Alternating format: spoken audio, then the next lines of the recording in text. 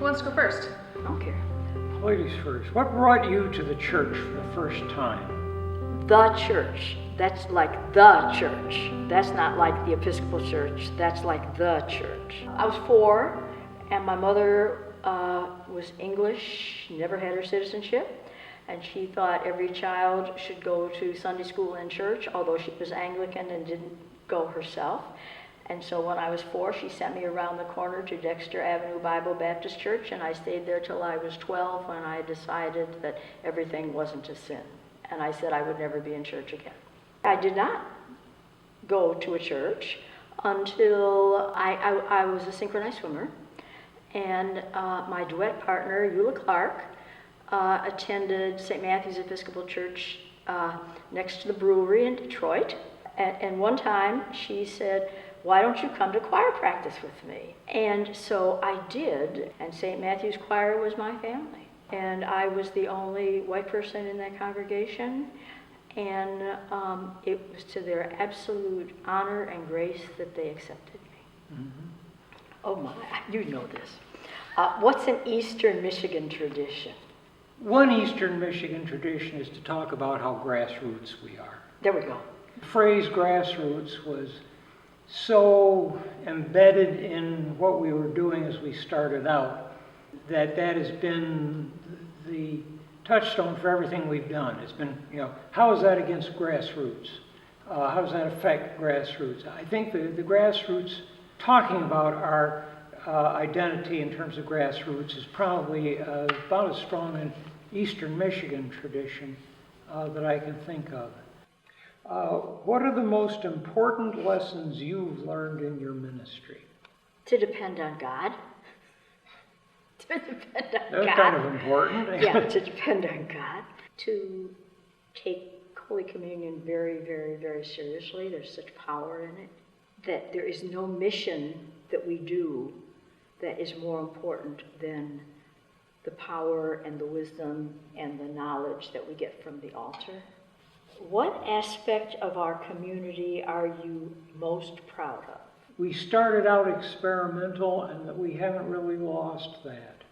Some of our early experiments, like many of Thomas Edison's, didn't work out the way we intended it. We've continued to revive and readjust. When you're only 25 years old, you don't have a lot of nostalgia dragging you from behind. Have you experienced any miracles? Oh my, yeah. It was a young lady who had, her liver started to deteriorate. They took her to Henry Ford Hospital in Detroit. It got so bad she was on the liver transplant list. And you know that, especially African Americans, but anybody has trouble getting a transplant if you just wait for people to die. Well, after she got on the liver transplant list, the next Sunday, during announcement time, I stood up in front of the congregation with a clipboard, and I told them that our sister, and I named her, she was about 22 at the time, was probably going to die unless we could find a donor that would match. And we got to see who would be willing to do that. And I said, I'll sign up first. Bless his heart, Clarence Allgood, nicknamed Smooth. He earned his nickname. He was illiterate, didn't write. He said, if you sign up, I'll be next. He strode up there, signed his X. And then bunches of other people did. Ellen and I went, because we were going every week, to anoint her and give her communion in Henry Ford Hospital, and told her what had happened. She started getting better. She got better. She got well enough to get off the transplant list. From all the medications she had and treatments she had, she was diabetic. Within 2 years, her diabetes was gone, and she was absolutely totally normal. Wow. Now, is there a member of this community that greatly impacted your ministry? I couldn't single one out. Both of our bishops, for different reasons. Probably Jack Carlson, Elizabeth Downey, some of the founding fathers and mothers of the diocese. And there are some other people that my position as leader of a faith community has allowed me to perceive what they would never acknowledge themselves as the Spirit-filled power of God working in their communities. Some I've learned from good examples, others I've learned from bad examples, but I've tried to learn from both. What is your origin story in Eastern Michigan?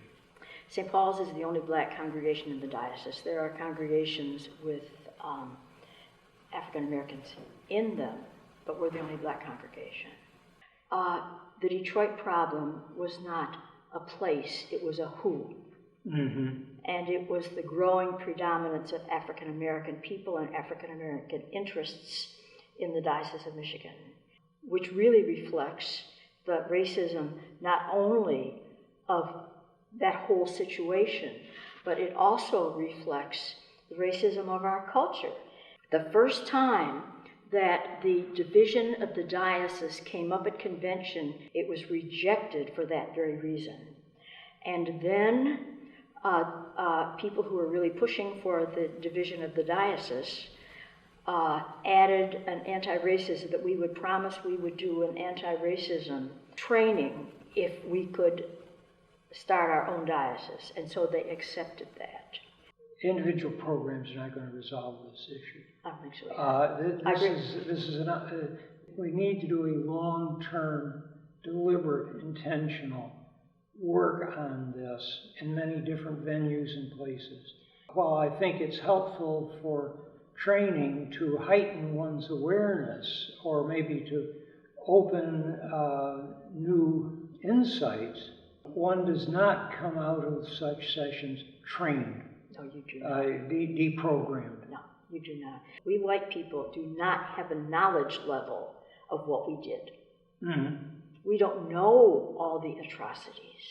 One of the unique things as Christians we can offer our culture is acceptance and forgiveness. Absolutely. A safety.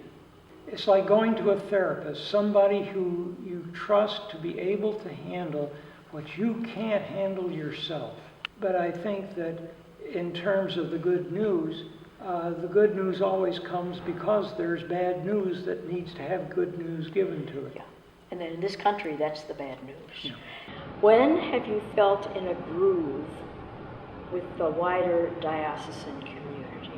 One particular, I'd say, was the process of diocesan formation. Working together on a common cause in good spirit and good engagement.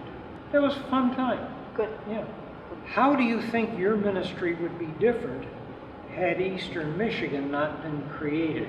Oh, it would be hugely different. Our people would have been challenged in many ways because there were other African American congregations. Unintentional racism would not hurt our people. You should look at the difference in our perspective of the beginning meetings. Ellen and I went to every last one, I think. We left every last one upset. We sometimes cried all the way home in the car. That's true. I probably would have been more of just another cog in the wheel. That doesn't suit me that well. No, that'd be a shame. I probably would not have been as tied to where I was as I was now that, we were all a part of the diocese together and everybody was important in it. What is a challenge or obstacle we have to overcome? I think we have to overcome our understanding of how to deploy leadership. One of the lacks in our diocesan life that has led us to where we are now is that congregations have not raised up leaders for our diocese. When they have found them, they tend to hold on to them and not offer them, for the wider good. I also think that we confuse leaders with doers.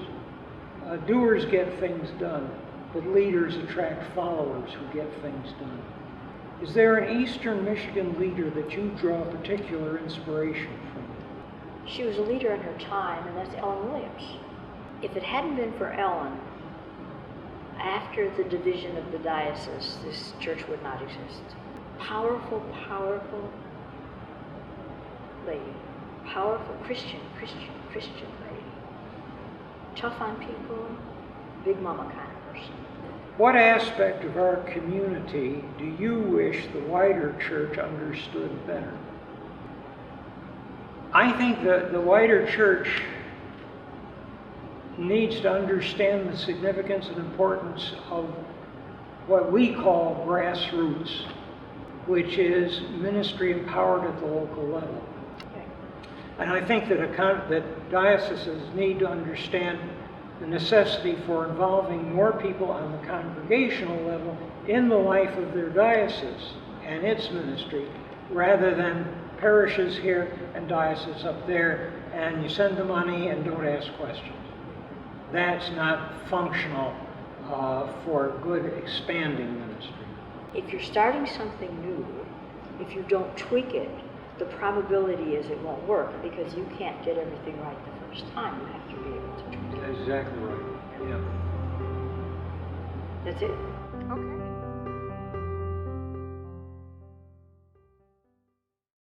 Would you like me to do it so you can use that to bleep? Yeah.